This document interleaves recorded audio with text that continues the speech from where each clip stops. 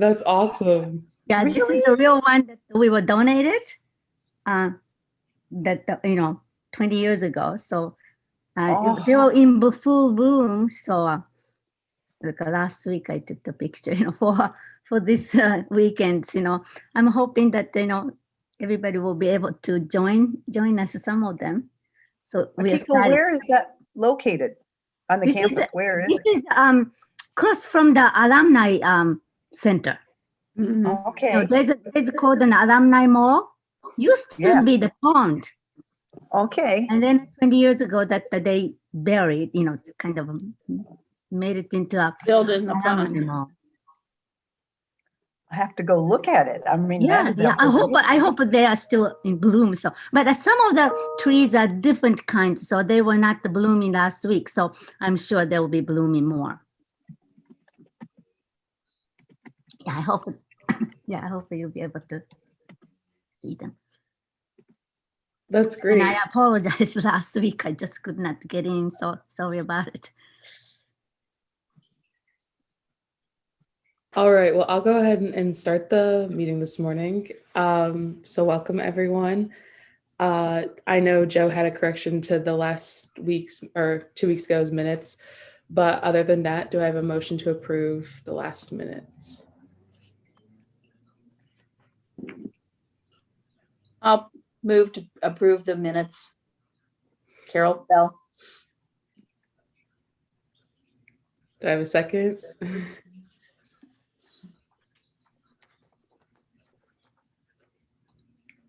A second. Okay. I mean, I did the work, so it's hard for me to I don't know if that's appropriate. All in favor? You can raise your hand. Everyone raised their hand, Emily. Yeah, okay, thank you. Yep. All right. So I know that Matt Snow is not going to be joining us this morning, so we'll move right into the financial report from Joe. I'm sure not much has changed, but Nothing has changed since your last meeting. awesome. All right. Now on to the mayor's report from Mayor Ashbacher. Morning, everybody. I don't have a report. Just happy to see everybody and happy to see you're continuing to work. I do have to apologize. I have to leave this meeting early in order to get to another meeting on my calendar this morning. But again, I'll say thanks for your continued service to the city. Thank you. All right. Moving into the chair's report, I don't have much to report since last week. I think like announcements wise, I don't remember if it's not, Welcome BG is doing an event that I posted about this morning. And then also I'm sure Akiko can comment on the Cherry Blossom Festival to get us a little bit more information about that. Yeah. Oh, thank you, Ina. If I can, yeah. We are starting this evening, 7 o'clock, with a little hands-on Japanese, hands-on the origami. So if you have a little children, that will be just really good, or anybody, I think we are doing the origami, with one of the libraries, and then some of the senior citizens will come in too. So it's not a difficult one, just a kind of a workshop type. And then at 7:30 our time, I'm going to have the ceremony, and we are going to welcome some of the donors, and then especially the president of the Dowa company, and then also 2 other ones, because they also donated, the trees, for us too. So I'm going to go over sort of a history of the cherry trees we received in 20 years ago. And also, so that a couple of people from Japan, who donated, the trees, and actually main person will be joining us too. And then those people will be on the panelist. And I'm sorry that Mayor could not, make it. Otherwise, I was going to ask, Mayor, to join us. And Dean will be giving us the sort of opening. And so just a little bit different from normal time, normal ones, definitely. But more also, I thought that I better not, cancel that, sort of the event, sort of titled the Cherry Blossom Festivals, because there was a sort of big event for BGSU, not only BGSU, but also the community of the BG. And then normally 800, 900 people, that came to campus. So just so I want the, community people to remember, not only just in the BG, but also the, all the, other communities, even southern part of the Ohio or even Michigan, definitely, or Pennsylvania people, that came. So it was a little different. And then it was more work than I had expected. I thought it would go much easier because I don't have to deal with the student this time, but I had to go a lot of kind of talks with the performances, and then try it out, and then Zoom meetings with the Japanese people and things like that. But I think it will go well, I hope. And then a Saturday, second section, and then we have the shamisen and then a koto performances, which is very, very rare. We had never had anybody come on to even on campus and about the shamisen and then a koto performance. Really an expert and a really beautiful ensemble trios. And then Saturday is going to be what we start at the 2 o'clock with the hands-on just a game, so that the kids or high school students or students will be able to join us too. And then after that is this is the one kind of famous taiko. This taiko group, Kaze no Daiki, started out actually taiko popularity in Ohio. That 20 years ago, I think almost 20 years, because more than 20 years ago, probably. We started out this group, and then now the very experts, graduated. So, but still they perform, as a group, and every Cherry Blossom Festival, they contributed, and one of the very popular events for all the audiences came. So they will be able to join us.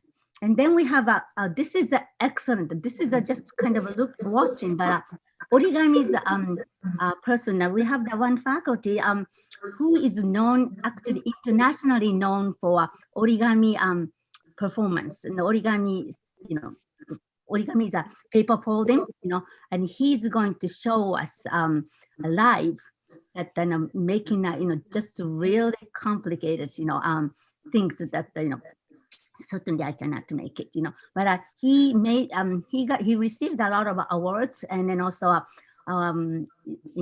is asked to come to give the workshops or the performances. So I think it's really worth watching it too, and he does it live.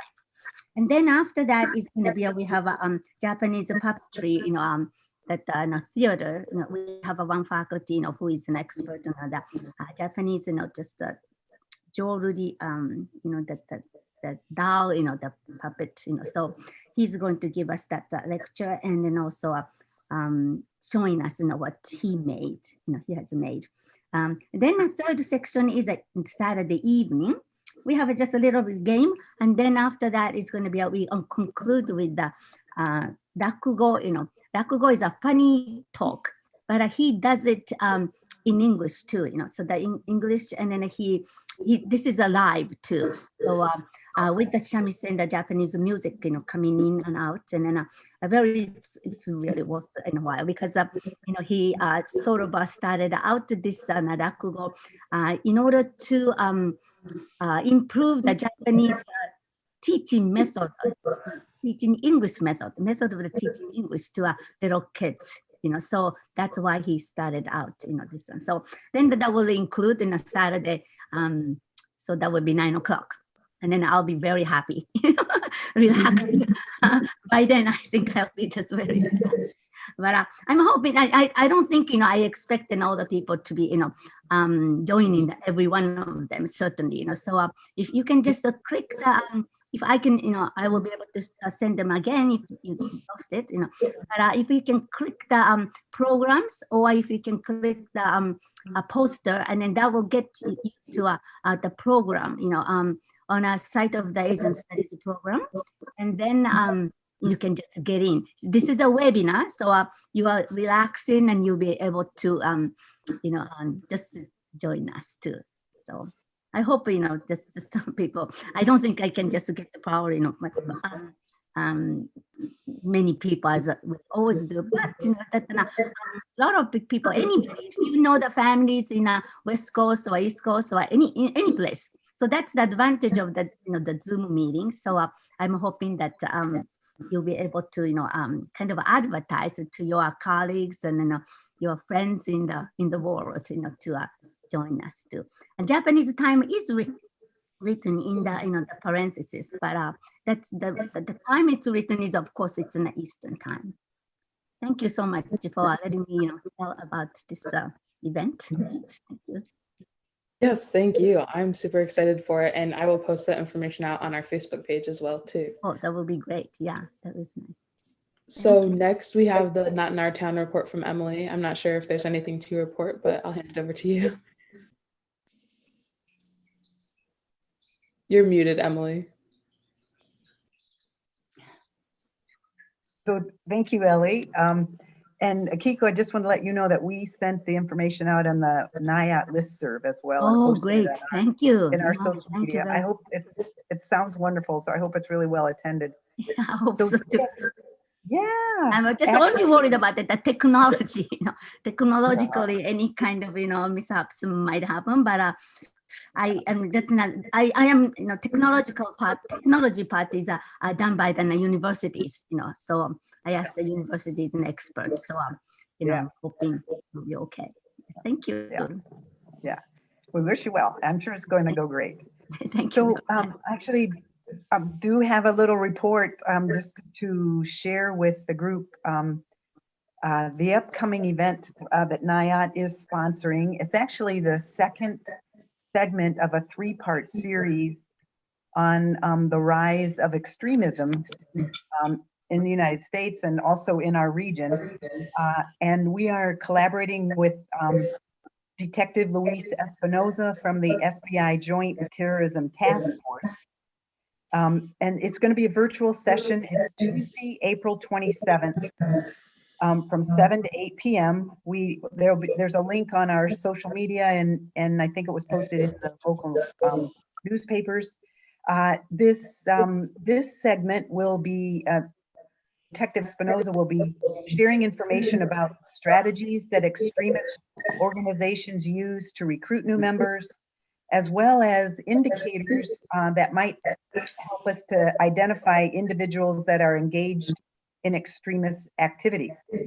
And then additionally, and maybe even more importantly, he's going to share strategies that community members and parents and caregivers and educators can use to identify and even address, potentially dangerous behaviors. I think this is going to be a valuable segment for sure. I hope that you can all attend. Yeah, that sounds great. Thank you for sharing. All right, next on the agenda is the Facebook report, which I kind of already covered. I will definitely repost the Not in Our Town stuff and the Cherry Blossom Festival information on there. Again, if anyone has anything that they want me to share, you can just email it to me whenever, and I can post it out there. So I think our new business and old business, again, will kind of be colliding a little bit, but I figured the two main things that we probably want to hash out today are setting up the groups for these committees so that hopefully this time next month, we can just be doing committee meetings.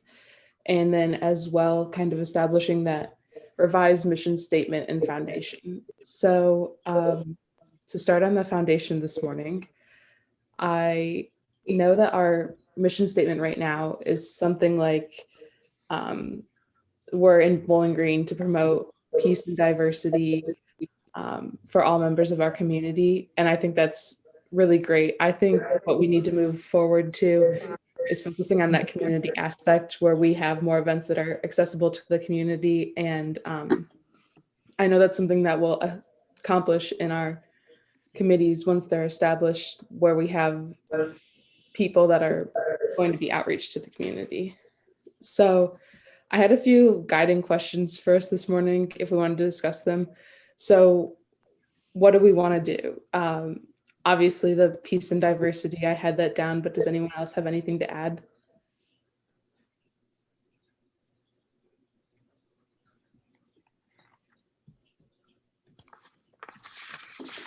Now I know what my teachers feel like on Zoom when we're on there in the mornings. All right. So Ellie, one of the things that I think is important that we do on campus that we might want to consider in the community also is talking about making it a welcoming space for all people. Because there are people who in our community who don't feel welcome here. And we want to make sure that we're trying to build not only racial justice, but we're talking about justice for all folks and how that plays out and what it looks like. And so I think that if we do that as part of our mission statement, it's telling people this, we want people to make BG their home, and we want people to make BG a space that they feel like they have a voice, that they belong. Yes, I love that. I think that's great. And that kind of leads me into the next question that goes along with this, but how do we do that? And I know that's something that we've established with our committees. And I know that Emily had like proposed we'd done the book club and then the community movie and lunch and learn. So I think establishing these quarterly outreaches specifically to the community will help us with that. Does anyone else have any other ideas for that? I actually have, right now I was just kind of took a second to go to our website to see what exactly is the mission statement for the HRC. And I think it's really important that we have that in front of us as part of our working conversation as we start to make these kinds of decisions. So is our effort right now a focus on updating or changing our mission statement? Or what exactly is our goal right at this moment, right now in this conversation? I just want to be sure about what's our goal right now. And where I'm having a hard time locating, I'm searching on our website. I don't see a mission statement per se. It says what we do. Do we have a mission statement? I guess I wonder about that. I don't know if we have a hard and concrete one, but I know that, no problem, Mayor Ashbacher. Thank you for joining us this morning. I know that on one of the forms, I think it's the honor roll form, it talks about like what we're looking for in people. And that's kind of what I was using as like a base of what a mission statement could be. Okay. So again, just to be clear, we're going to write a mission statement now? Is that? Seems that like what seems like the logical first step. Yeah. If somebody else can help, knows where our mission statement is, can guide me. I would. Emily, you don't, the HRC doesn't have a HRC specific mission statement. So Okay. you'd be creating a new one. Okay, good to know. Thank you. And Ellie, I gotta take off too. You have hosting. So when I leave, if this ends and the YouTube thing goes away, somebody give me a call or email me and I'll hop back on. Sounds good. See ya. Thank you. Bye. Yes, then I think our first step, I know that, like I said, it was kind of buried on the website there where it was in like a form for, I think it was either the MLK or honor roll, but it talked about looking for an individual who promotes peace and diversity in our community. And that's what I had been kind of using as like the base, especially like when I talk about Human Relations Commission and things like that. So I have just a few notes here from what Anna said of what we'd want to include. So I have peace and diversity, welcoming space for all, helping to build racial justice and justice for all. And I know that's just like some brief notes, but is there anything else that you guys would want to add to that list of ideas? I think that's a really good start, Ellie.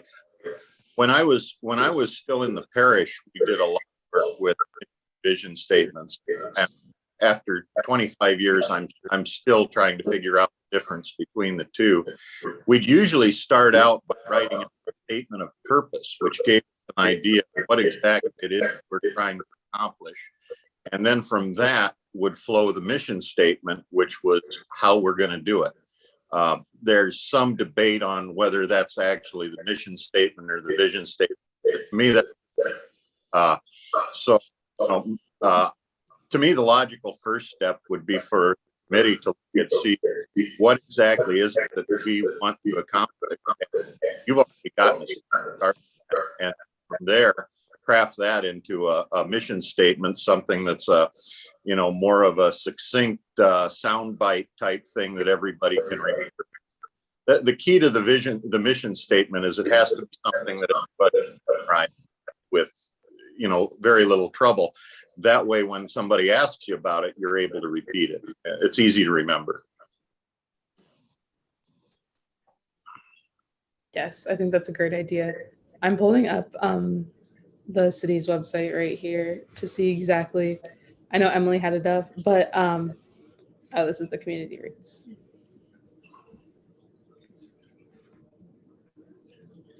So how do we, I don't even know how to find any of this. Just City of Bowling Green?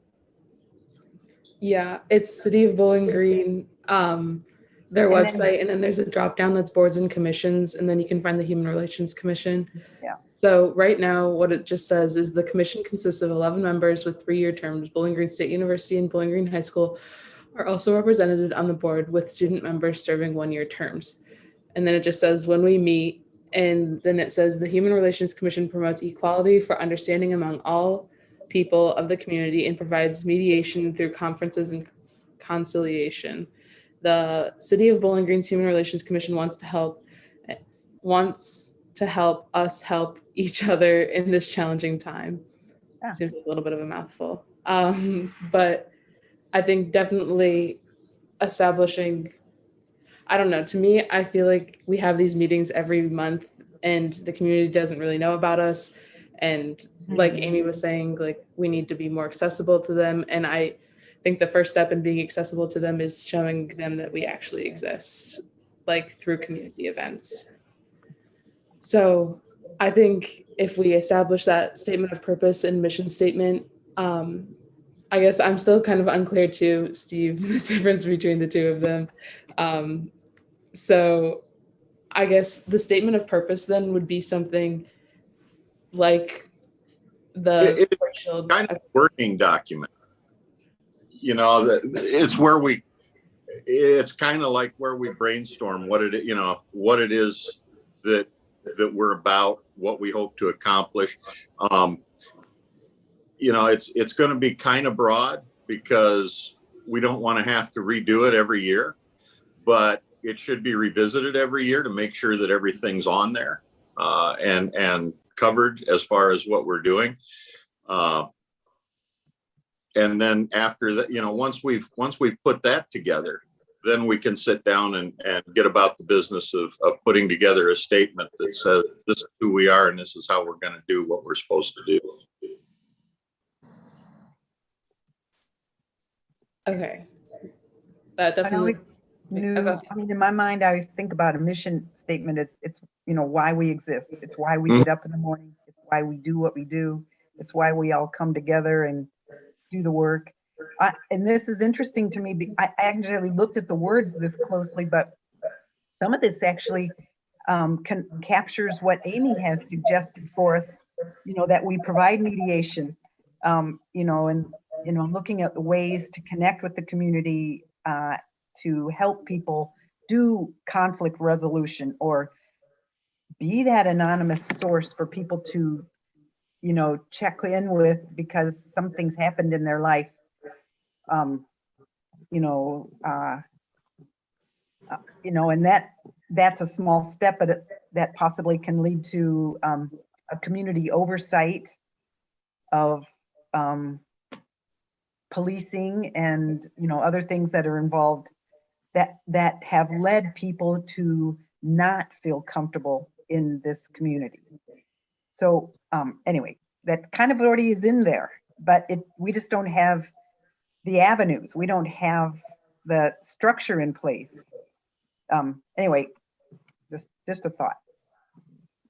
So the way that we have functioned in rewriting our mission and vision statement in our office, which we just did this year actually, is the vision statement is the what, and the mission statement is the how. So that the mission statement is more of the action pieces that we want to accomplish, and the vision statement is our end goal. What if we accomplish our mission, what then does it look like?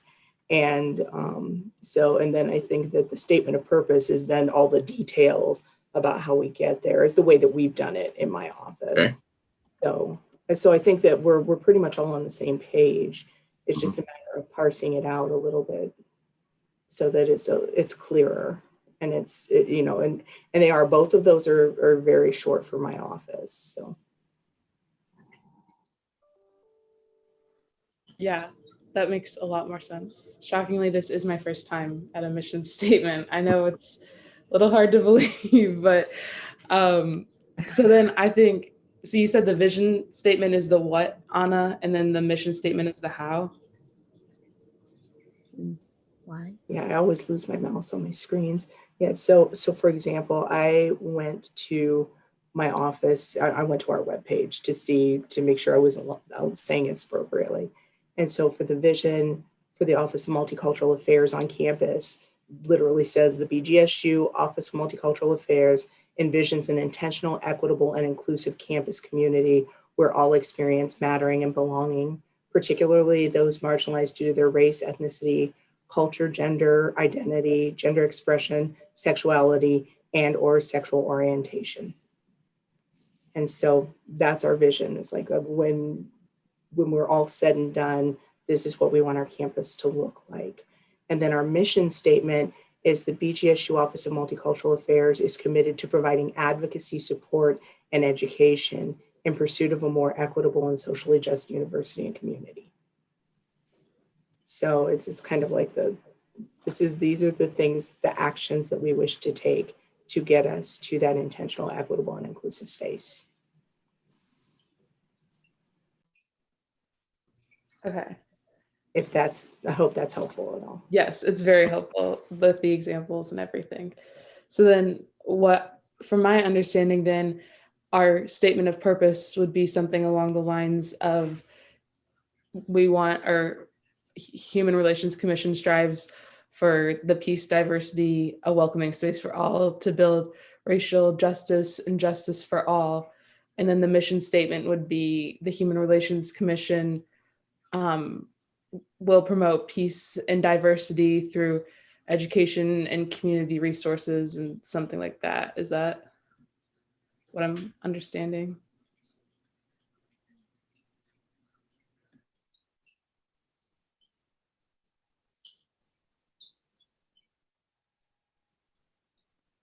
Maybe. I guess. Why don't we do one at a time? Let's start with the first one. Yeah. I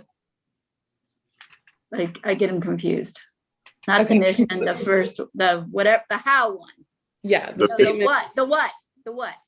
Yeah. The vision statement. So there we go. Vision and mission. It gets mumbled. Yeah. Beauty and curse of this is that there's no one way to do it, which is nice because it provides flexibility, but tough because it provides no structure.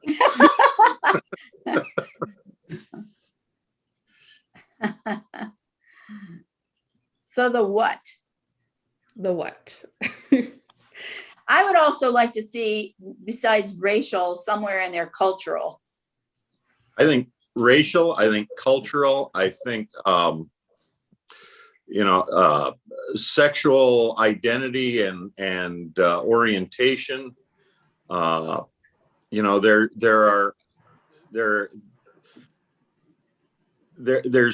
There's so much right now that needs attention. I've stopped watching the news because it's just so overwhelming to me. Or I depend on other sources, but yeah, I mean, it's a very broad umbrella when we talk about being a welcoming, a welcoming community. Yeah, so. Would it make sense rather than enumerating, because invariably we're going to leave people out? Like I noticed even in our conversation, we haven't talked about abilities. Yes. We talked about a lot of other marginalized identities. Mhm. We haven't talked about immigrant populations, and all of these groups are living in our community right now, and to a degree feel welcome or unwelcome. So do we want to maybe, without enumerating it, say something along the lines of marginalized folks, or populations, including populations that are often left out of the conversation, or something along those lines, so that we're hitting at, this is a space where people from different religious backgrounds also feel safe and welcome, or people from all walks of life feel safe and welcome. Those who historically feel unwell. Yes, yeah, absolutely. Yeah, that.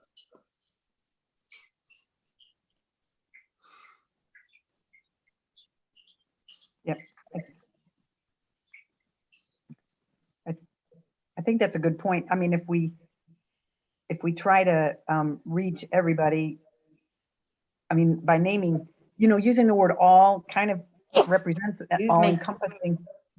But at some point, maybe on our website, we can list all the groups that we've talked about. Because I think it's important that we acknowledge that, so that there's no question about all. All means everybody. But for some, they don't, we don't take the time, Yeah, to think about all. And I not think in our mindset,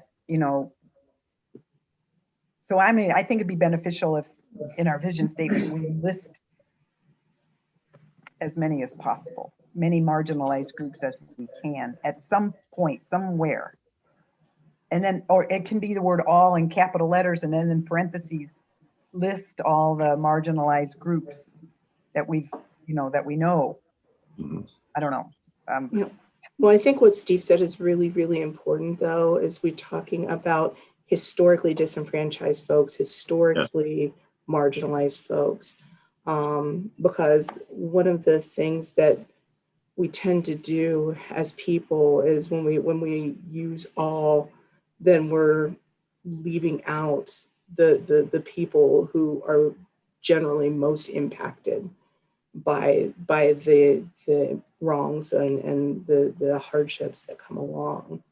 So by pointing out that, especially those who have historically been excluded is really, really important.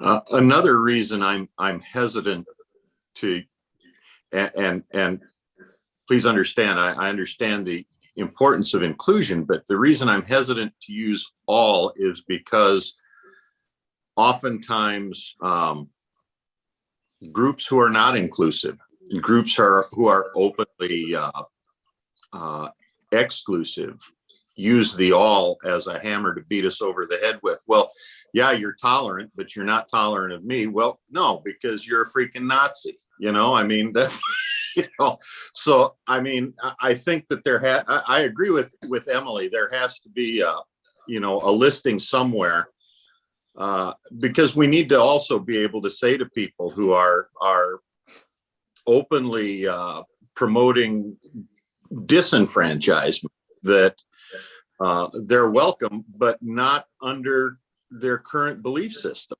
That kind of thought, that kind of action is not tolerated. Well, and then I think my thought, the other benefit of listing is that it provides an opportunity for educating people. Yes, absolutely. That if we reference the HRC and this is our mission and this is our vision, and if somebody really wants to do some research, they could go to our website and say, this is how we define all. Mm-hmm. It might not, this is what we want to promote in the city of Bowling Green. This is all,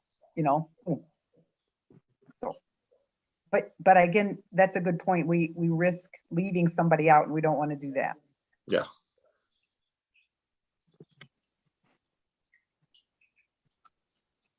Yeah, I see where you guys are both coming from, and I like that. So the things that are kind of more generalized that we talked about that were brought up a few times were justice for all marginalized populations, including populations often left out of the conversation, all walks of life, and those who historically feel unwelcomed or historically marginalized. So I think those ideas could be put into that main sentence, and then when we do, if we like end with that, we can qualify on the cultural, racial, sexual orientation, gender identity, immigrants, abilities, all of those things that you guys had brought up.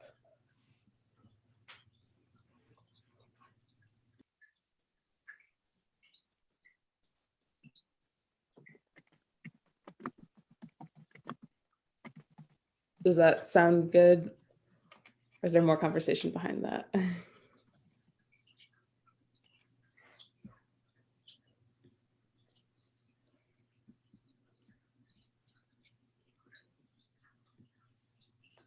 So are we attempting to write the vision statement right now? Is that where we are at? Vision as in V? Vision as in V. And I mean, even if we get the ideas right now, we could also exchange by email too about like I could come up with like 3 different versions myself, and we could kind of, you know, I don't know, like we could all add to the conversation. I feel like sometimes being put on the spot here might be hard for us to get our best interests in right in mind. So Mhm.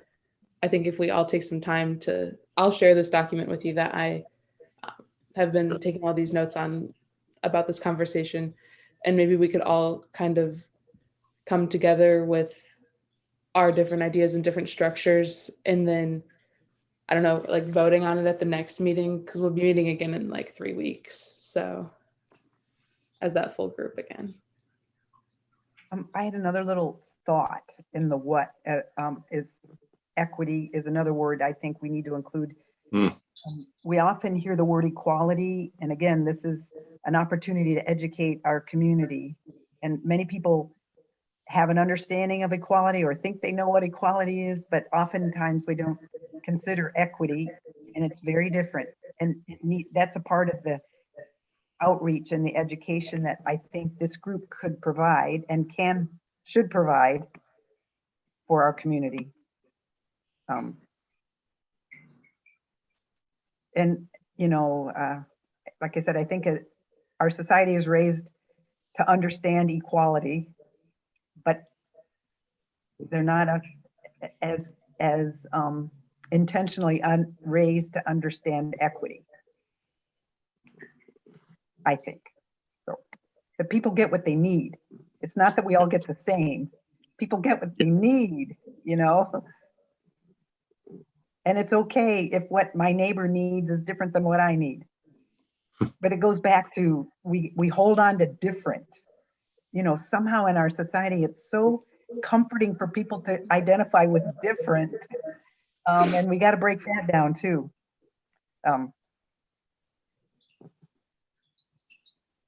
That we're more alike than we are different. That's really honestly the truth. Yes, for sure. I feel like we have a pretty good start on that vision with the V statement. And like I said, I'll share that with you. Like this, we have about a list of 15 that we had mentioned. Do we feel comfortable moving on to the mission statement of how we're going to include all of these? That's the how, I believe. Yeah, how we're going to make all this happen. Okay. What I had so far was education and community resources. Ellie, I'm sorry, I've been kind of quiet. I've been searching through my computer to find the link to a mission and vision statement. And I found the worksheet that I use to formulate, or that I use to get my staff thinking about what we wanted our mission vision to be. And it's, I'll read the link for the YouTube channel, and then I'll drop it in the chat so that everybody has access to it. But it's topnonprofits.com/WP-content/uploads/2012/mission-vision Again, please. worksheet.pdf. And so that way everybody on the YouTube channel can know where we're going with this, but I'm going to also drop it in the chat so that y'all have a link to go to. And it was really helpful for us to at least get our heads wrapped around what we were trying to build. And it kind of led us down the path that we needed to go. And so that might be something that as we're doing this, we might want to utilize things like this to put us in the right direction. Yeah, go ahead. I just have a technical question. Once we're not on this Zoom anymore, is there a way to access the chat? Is there a way to access this?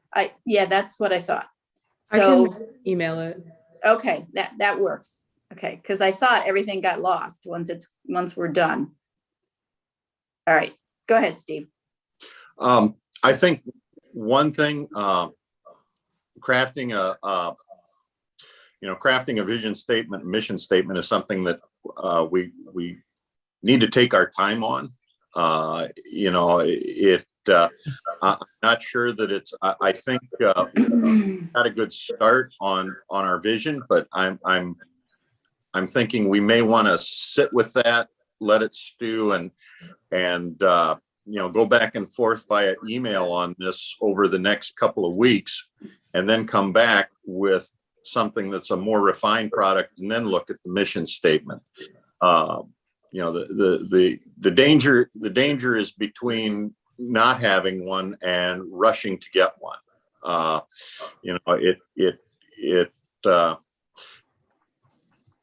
always think about what Mark Twain said when he wrote a long letter to a friend. He said, "I'm sorry this is so long, but I didn't have much time."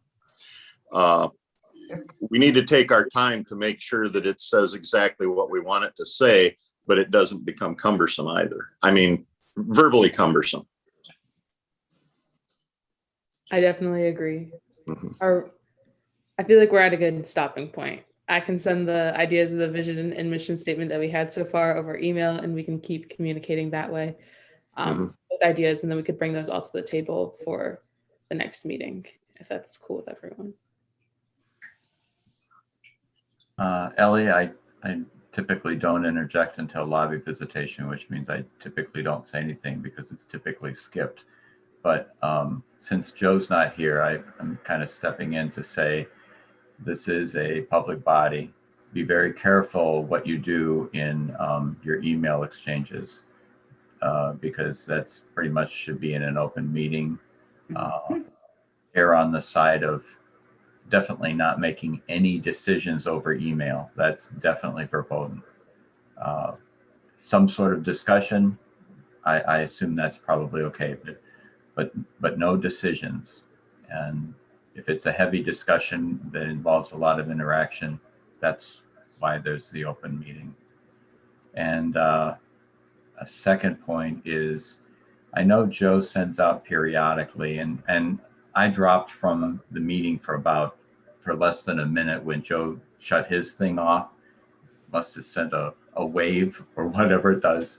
Anyway, I had to get back in. So you may have mentioned it. I apologize if you did for bringing it up. But every once in a while, Joe sends out a document that was put together way back when the Human Relations Commission was first instituted.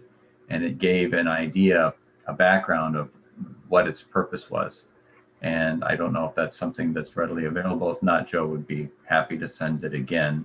And I think that would be very helpful to kind of zero in.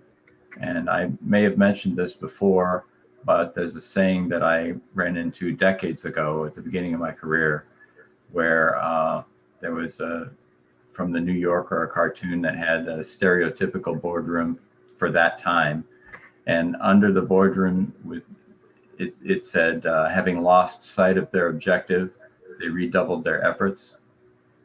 And so if you set the vision statement first, it'll give you like the dartboard that you're going to throw the darts to as far as the how. To do one without the other, to do the how without knowing what you're trying to accomplish. It is helpful if you list the how to help you establish what the vision statement is. But the vision statement needs to be fairly set first. So if you ask Joe, I think you can use that as a way to hone in on the vision statement. So sorry to interrupt. Bill, that's actually very helpful now. And the sunshine laws to which you're referring, of course, how does that work as far as working groups, committees of the whole? Is it possible, as long as we all understand that our emails are public record as far as this process is concerned, like you said, as long as we don't take any votes or make any decisions, are we on pretty good ground there? How can you give us some parameters that way? Yeah, the rules that I live by, and they have us take training seems like every year, but I think it's every 2 years. The rules is not even the semblance of impropriety, err on the side of caution. In general, if there is some sort of an exchange or dialogue between several of you, then that's not so bad. The moment that you end up having what would constitute a quorum, that's one of the things that is very frustrating, needed, but very frustrating when we have our committees, is a committee is 3 people. So the moment you're talking to someone other than yourself, and there's a lot of that goes on, then you're quorum. But if Steve, if you were to talk to Emily, or if you were to talk to Ellie, or even Emily and Ellie, I think you'd be okay. But when you start to have something that involves the whole group, then you got a problem. Again, if you have a subcommittee that is going to meet, like you may decide maybe 4 of you will meet for whatever. If you have a subcommittee, then that deliberation also has to be a public meeting, just like we do with city council when we have our committees. So I guess it's a long answer because I don't have time for a short. No.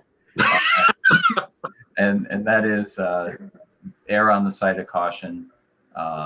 If you're going to have a dialogue going with someone, I know one technique that is being used on council is you may separately, go with send an email to Emily or send something to Ellie, and it may be the same thing, but you're avoiding the group chat. Because then you start to end up getting close to violating something. Okay, and so part of the reason for you having 2 meetings a month instead of 1 is to be able to hash this out. Yeah. And Joe has the number that he has used with us before in the past is 2. And so I think we should avoid the group emails.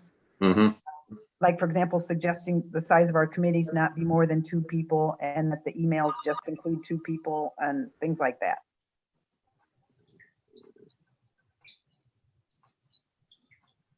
But I'm wondering if this is a good time for us to, ask for, volunteers, maybe 2 people who would like to do the legwork right now on, collecting ideas based on this conversation and other resources that might be available. Anna said, she's sent a really amazing resource right there. It's a nice little outline, a guide, who might like to start bringing, come together, hearts and heads, and put these things on paper and then bring them to our next meeting for us to discuss.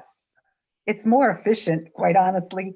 I mean, we've got a lot of talent right here in our group and assembled right now. So let's use it, you know? Yeah, I'm happy to start some work on crafting mission vision and things like that. I think that's a great idea. Thank you, Anna, and thank you, Mr. Harold, for outlining those a little bit more clearly. I do have the original like HR, like how HRC was started and like that foundation from Joe somewhere. I just had to find it in my email, but I know he has sent it to me before. Yeah, So I will I find have it that. too. Okay, cool. And we'll send it out to all of you so we could just take some time to read it before the next meeting and everything. I do have to get to class by 9 just to let everyone know. Hey, But Ellie, I'm yeah. sorry to interrupt you, but Anna very generously offered to be the lead, I think, or be a part of a group that would take the lead on this. Maybe could we just ask for another volunteer who would like to work with Anna? I'm sorry, I just feel like we need to bring some closure to that first, because it was very generous and she's an amazing resource. And so I think we can. Yes, for sure. Thank you, Anna. Sorry, I did not mean to cut it off like that. I mean, Anna's much more than a resource. Anna is an amazing person. Let me just say that too. So. I would be happy to help out with that if that's agreeable. Okay. Thank you, Anna, for taking the head on that. And do we all, I'm sorry, we all have each other's email, correct? So I have to go off to work here. Those cars don't sell themselves.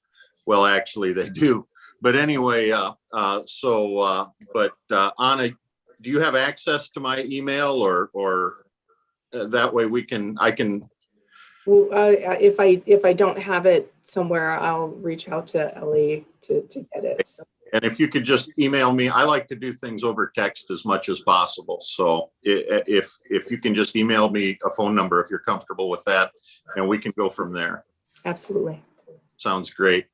I got to duck out. Thank you all. Bye.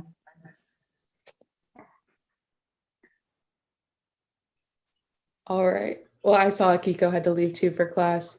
So this might be a good time to wrap up the rest of the meeting. I think for next week's or not next week, sorry, next month's meeting, coming back to the vision and mission statement ideas, and then also I think forming committees at that meeting would be a good idea to get started on kind of our direction after establishing that. So let me get back to the agenda. So does anyone have any other announcements? Nope. Okay, lobby visitation, not skipping over it today. Well, I feel compelled to say something. One comment, and I think it was briefly brought up earlier, and that is if you do on your vision statement list or groups of people, inevitably it's going to change over time, and inevitably you're going to leave someone out. And so the thing that I would caution against is if you list groups and you leave one out, you're leaving a group out that you're saying is marginalized. And so you are inadvertently reinforcing that marginalized group. I mean, they'd look at the statement and go, oh my gosh, the HRC doesn't even recognize it. So I would caution against some sort of a list. If you list 5 or 6, then you're trying to be inclusive of everyone, and you're going to fall short. If you list one as an example, like I think it was a historically disenfranchised, or however you wish to word it, you're better at it than I am, then fine. Then you're just giving an example instead of trying to be exhaustive.